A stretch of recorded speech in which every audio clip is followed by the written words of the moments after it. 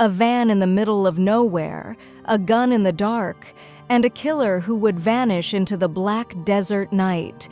One man's body would never be found. One woman would run barefoot through the wilderness, hunted, hiding under bushes and praying the light from his torch would never find her.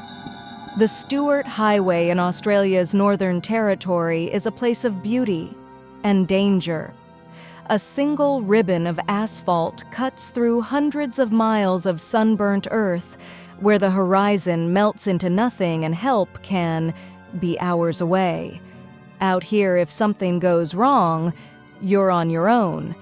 It was around 8 p.m. on July 14, 2001, and two young British backpackers, Peter Falconio, 28, and his girlfriend Joanne Lees, 27, were driving north in their orange Volkswagen Combi van. They weren't on honeymoon. They weren't rushing anywhere. They were on an extended working holiday, taking in the wild heart of Australia before heading back to the UK. But as they pushed deeper into the night, somewhere between the tiny towns of Alice Springs and Tennant Creek, a set of headlights appeared in the rearview mirror. What began as a harmless drive through the Outback was about to turn into a nightmare, one that would leave Peter dead, and Joanne fighting for her life against both the man who had taken her and the merciless desert around her. Subscribe to True Dark Chapters so more of these stories can be told and more lives protected. Peter Falconio and Joanne Lees had met in the UK and quickly discovered they shared a love for travel and adventure. In late 2000, they set off on what was meant to be the trip of a lifetime, an extended working holiday through Australia. They had been in the country for about 9 months, arriving first in Sydney, buying an old but reliable orange Volkswagen Combi van, and working odd jobs to fund their travels. For months, they explored the country's east coast, the sunlit beaches of Queensland, the lush rainforests of New South Wales, and the sprawling cities that dotted the coastline. By mid-2001, they'd decided to tackle something different, a cross-country drive through the heart of the Outback. It was an ambitious route, from Sydney to Adelaide, up through the Red Centre, and eventually on to Darwin. They had already passed through Alice Springs, one of the last major stops before the highway becomes nothing but a thin line through an ocean of red dirt. The next leg of their journey, the stretch toward Tennant Creek, was long, empty, and brutally isolated. It was on this road, with no houses for miles and only the occasional roadhouse, that they would encounter a stranger who would change everything. But before we get there, think about this. Have you ever been on an extended holiday? Or dreamed of meeting someone who feels like your soulmate and setting off together on the trip of a lifetime? For Peter and Joanne, that dream had come true. But in the Outback, dreams can turn to nightmares in a heartbeat. It was the night of Saturday, July 14, 2001. The Outback at night has its own silence, not the calm, sleepy quiet of a city, but a heavy stillness, broken only by the hum of an engine and the whisper of wind against metal. For hours, Peter and Joanne had seen almost no one. Out here, a single pair of headlights in the rear view feels like a visitor or a warning. Somewhere along the lonely stretch between Alice Springs and Tennant Creek, another vehicle appeared behind them. Its headlights drew closer, then flashed. The driver gestured for them to pull over. When they stopped, a tall, rangy man stepped out. He spoke in a casual tone, telling Peter he'd seen sparks shooting from the van's exhaust. "Might want to check that before it catches fire," he said.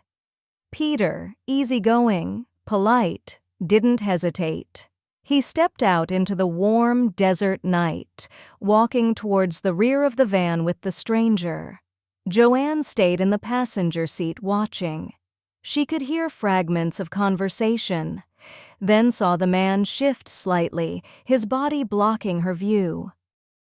A sudden, loud, muffled crack, like a gunshot swallowed by the open night, tore through the stillness. Joanne's heart lurched. She couldn't see Peter anymore.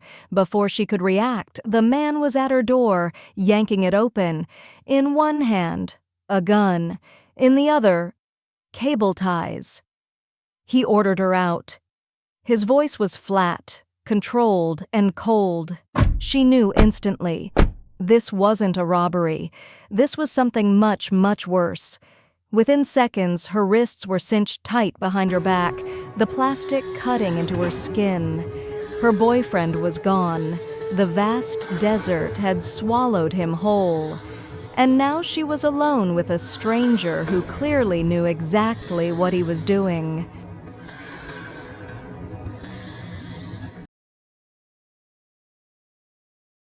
The man's grip was firm, unshakable. With her wrists bound, Joanne was marched toward his vehicle, a white four-wheel drive parked just behind their combi. The desert air felt suddenly colder, though the night was still warm. Every step away from the van felt like leaving safety behind and walking into a void. He shoved her into the passenger seat, slamming the door shut. The smell of dust, oil, and something faintly metallic filled the air. Without a word, he climbed in, started the engine, and pulled away from the Stuart Highway. Almost immediately, the road disappeared. The vehicle jolted and bounced over rough ground, weaving between low bushes and spinifex grass. The headlights lit up flashes of pale sand and twisted branches before plunging back into darkness. It was pitch black beyond the beams, the kind of darkness where even the horizon vanishes. Joanne had no idea where they were going, only that every bump and turn was taking her further from the highway, further from anyone who could help. When he finally stopped, the engine idled for a moment before cutting out. The silence was deafening. No insects, no wind, just the faint cooling tick of the vehicle's engine. The man moved around outside, opening and closing compartments, dragging equipment across the dirt. Every sound made Joanne's pulse spike. She realized he was keeping her hidden, making sure that if anyone happened to pass on the highway, they wouldn't see her, wouldn't even know she was out here. The scrubland was like a wall around them. Low, tangled bushes and scattered trees, dense enough to block sightlines but not enough to hide her if she ran. And with her wrists still bound, she knew a wrong move could mean her life. Somewhere in the darkness, the man's boots crunched against the sand. He was always moving, always checking, like a predator circling its prey, making sure it couldn't escape. Joanne sat frozen in the seat, her breathing shallow. Every muscle tense. She didn't know what would happen next. All she knew was that if she was going to survive, she had to wait. And watch, and hope for the smallest chance to break free.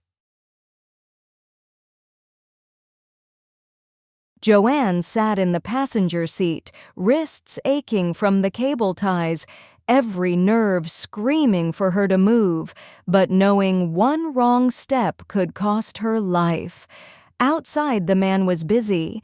She could hear the shuffle of boots in the sand, the clink of metal, the heavy thud of something being shifted in the back of his vehicle.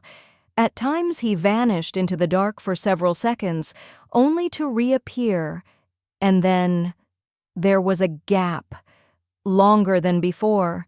Her heart hammered. This was it. She twisted her wrist hard against the cable ties, ignoring the sharp bite of plastic against her skin. With a final wrench, they snapped. Joanne didn't think. She just moved. She pushed the door open as quietly as she could, slipped out, and bolted into the darkness barefoot, her feet sinking into the soft desert sand. The night swallowed her whole. She ran without direction, crashing through low shrubs, every branch snagging her clothes and scratching her skin. Behind her, a shout. Then the beam of a flashlight cutting through the dark. She dropped to the ground, heart pounding in her ears, and crawled under a thick bush. The coarse branches scratched her arms and face, but she stayed perfectly still. The light swept past, then returned. She heard him moving nearby, methodical, searching. Every few moments, the beam flashed close enough that she could see her own hands trembling. For hours, she didn't move, not even to brush away the ants crawling over her legs. She listened to the crunch of his boots, the occasional snap of a twig, and the silence that followed. Finally, after what felt like a lifetime, the sounds stopped. The night grew still again. Only then did she dare to breathe fully. When she was certain he was gone, Joanne crawled out from under the bush. Her legs were stiff, her throat dry, but she began walking toward the faint ribbon of the Stuart Highway, hoping against hope that someone would pass before he returned. If you've been with us this far, thank you for watching. Don't forget to like, share, and subscribe, and hit the bell icon so you never miss the next story. The horizon was beginning to pale with the first hint of dawn when Joanne finally saw it, a distant glimmer of headlights cutting through the desert gloom. Her body was trembling from exhaustion and the cold night air, but she forced herself onto the edge of the highway, waving frantically. The truck slowed, brakes hissing. In that moment, a wave of dread washed over her. After what had just happened, how could she trust anyone? What if this driver was just like him, another predator behind a friendly face? But she also knew she had no choice. Out here, alone, miles from help, this was her only chance. It was risk or nothing. The truck driver climbed down, keeping a cautious distance. "Are you all right?" he asked, his voice calm, concerned.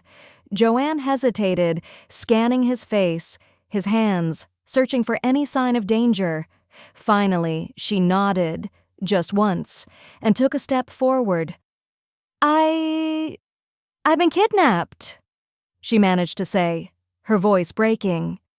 He helped her into the cab, gave her water, and radioed for police. As the truck rumbled toward the nearest town, Joanne stared out the window, the barren outback rolling past. She was shaken to her core, terrified, but alive. Somewhere out there, her attacker was still free.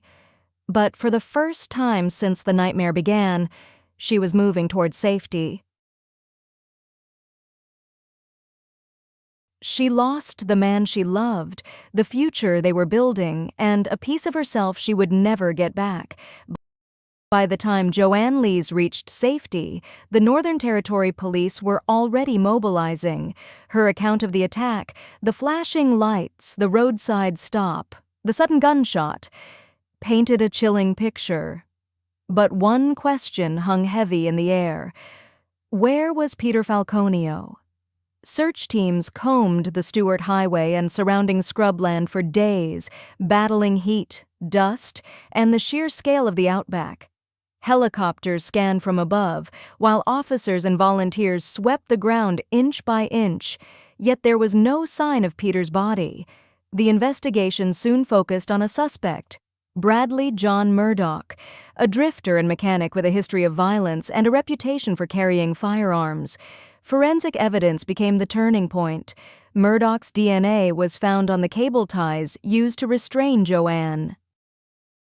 After months of gathering witness statements, tracking movements, and piecing together events, police made their move. Murdoch was arrested on August 22, 2003. During questioning, when police pressed him about Peter Falconio's fate, Murdoch denied killing him, but refused to give any explanation about what happened or where his body might be. Investigators, however, believed Murdoch shot Falconio, hid his body somewhere in the vast outback, and later disposed of it so completely that it has never been found. In 2005, the verdict was delivered. Guilty of Peter Falconio's murder and Joanne Lees's kidnapping. The sentence was life in prison, but the case never truly closed.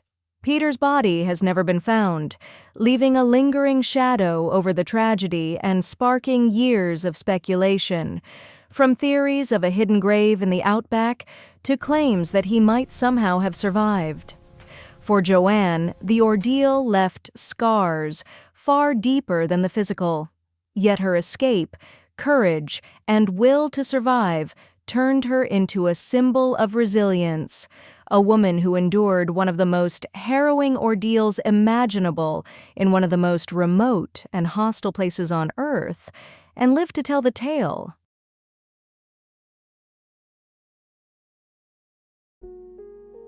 And somewhere in the vast red desert of Australia, Peter Falconio still lies undiscovered. The Falconio Lees case remains one of Australia's most infamous true crime stories, part chilling mystery, part survival tale. It combined the isolation of the outback with the terror of captivity, and decades later still sparks debate because Peter Falconio's body has never been found. While the world's attention often fixated on the mystery, the heart of the story is Joanne Lees, whose courage, quick thinking, and sheer will to survive turned an unimaginable nightmare into a testament of human resilience. If you found this story gripping, subscribe for more real-life survival and true crime cases where truth is stranger.